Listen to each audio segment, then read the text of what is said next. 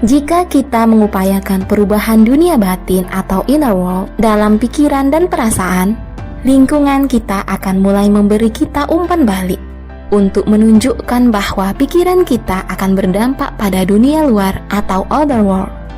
Jika kita menganggap informasi intelektual yang kita pelajari sebagai sebuah filsafat, kemudian menanamkan pengetahuan itu ke dalam hidup kita, dengan menerapkannya selama jangka waktu yang cukup hingga kita menguasainya, kita pasti beralih dari seorang filosof menjadi inisiator, lalu menjadi master.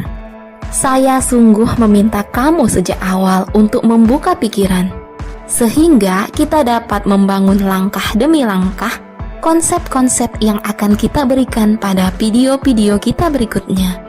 Semua informasi ini adalah bekal kita untuk mengerjakan sesuatu. Kalau tidak, ini hanyalah menjadi perbincangan makan malam yang menyenangkan saja, bukan? Begitu kita mampu membuka pikiran pada sifat dasar realitas dan melepaskan keyakinan-keyakinan hasil pengondisian yang biasa kita gunakan untuk menilai realitas, kita akan melihat buah dari usaha kita. Tidak seharusnya kita menanti sains untuk memperbolehkan kita melakukan hal yang tidak biasa. Jika itu yang kita lakukan, kita memperlakukan sains sebagai agama. Kita harus cukup berani untuk merenungkan kehidupan kita, melakukan apa yang kita pikir di luar kebiasaan dan melakukannya berulang-ulang. Ketika kita melakukannya, kita tengah menuju sebuah level yang lebih agung dari kekuatan personal. Pemberdayaan sejati terjadi ketika kita mulai meneliti keyakinan kita dalam-dalam. Mungkin kita menemukan akarnya dalam pengondisian agama, budaya, masyarakat, pendidikan, keluarga, media, dan bahkan gen kita. Yang terakhir ini dicetak oleh pengalaman-pengalaman indrawi dari kehidupan kita sekarang, juga oleh warisan genetik dari generasi-generasi silam.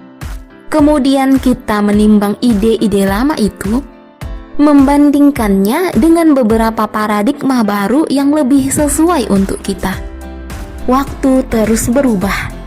Ketika banyak orang menyadari realitas yang lebih besar, kita menjadi bagian dari lautan perubahan yang jauh lebih luas.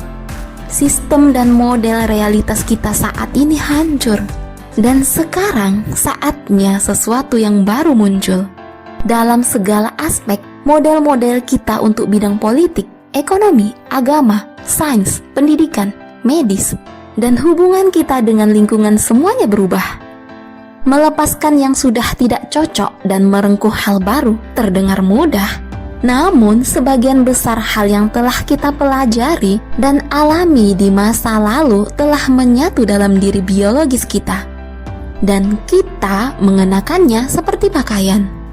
Tetapi kita juga tahu bahwa apa yang benar hari ini belum tentu benar esok hari.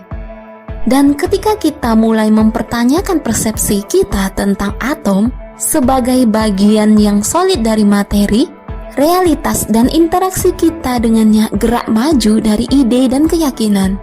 Kita juga tahu bahwa untuk meninggalkan kehidupan yang sudah familiar dan biasa kita jalani demi memasuki sesuatu yang baru, bagaikan seekor ikan yang berenang ke hulu, butuh usaha, dan terus terang saja tidak nyaman.